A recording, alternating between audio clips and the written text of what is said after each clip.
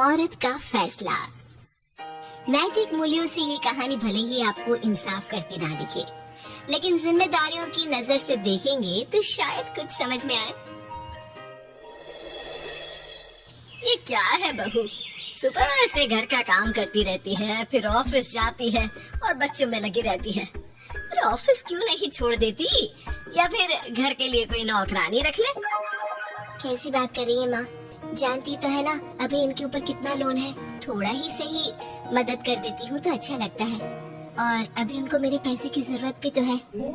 सुधा चंदर को बचपन से प्यार करती थी। एक ही मोहल्ले में खेल कूद कर बड़े हुए दोनों। जहाँ सुधा संपन्न परिवार से थी तो वहीं चंदर का परिवार आर्थिक परेशानियों से जूझता ही रहा। लेकिन सुधा की जिद के आगे किसी की नहीं चली। सुधा, कल ऑफिस जल्दी जाना है और 2 दिन के लिए गुजरात ऑफिस के काम से भी जाना होगा। अरे कैसी बात कर रहा है बेटा, बहू को अगले महीने बच्चा होने वाला है, इस वक्त तो उसके साथ है। अरे कोई बात नहीं ना माँ, उनको जरूरी काम होगा, वरना मेरा चंदर ऐसे वक्त में मुझे छोड़कर कभी नहीं जाता।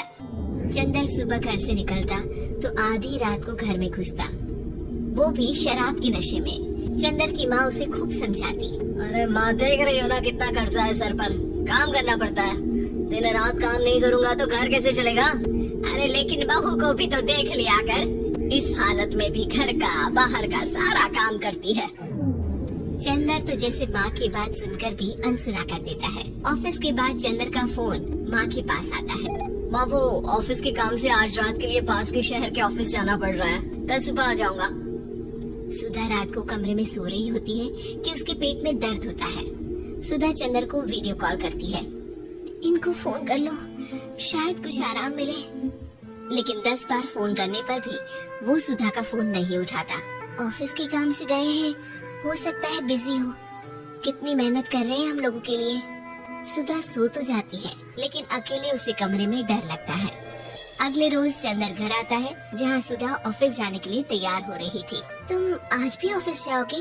कल रात भर तो ड्यूटी की है, थक जाओगे, छुट्टी ले लो ना।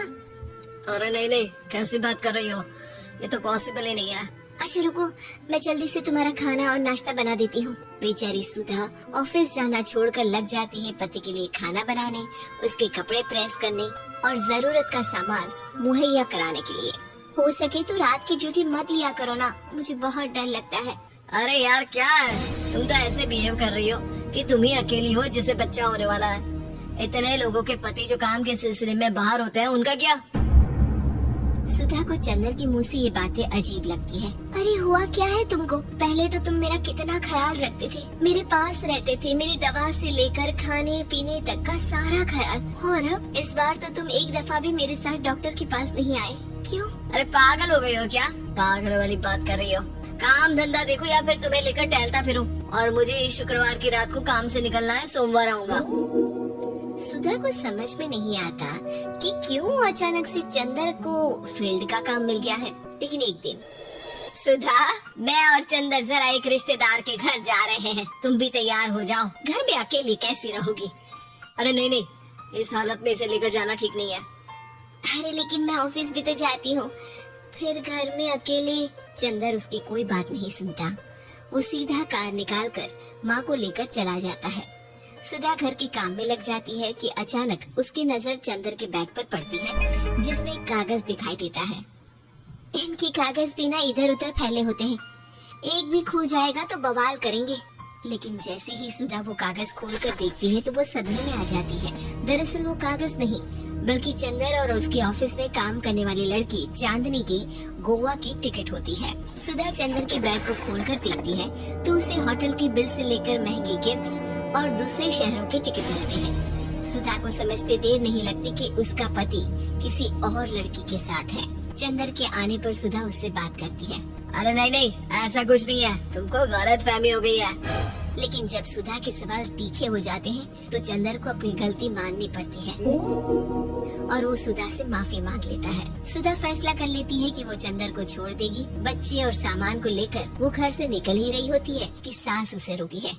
कहाँ जाएगी बेटा, रुक जा। चंदर को सुधा का जाना खल नहीं रहा था। वो झूठे मुंह भी उसे रोकने की कोशिश ही नहीं कर रहा था। सुधा चंदर को देखती है और मायके चली जाती है। मायके में माँ कहती है, अरे ऐसे कैसे घर छोड़कर आ गई? कौन सा चंदर तुझे छोड़ रहा था? माफी तो मांग ली थी ना। देखो बेटा, बेटी डोली में जाती है और अर्थी में ही निकलती है। पर पापा, मेरा आत्मसम्मान, उसका क्या?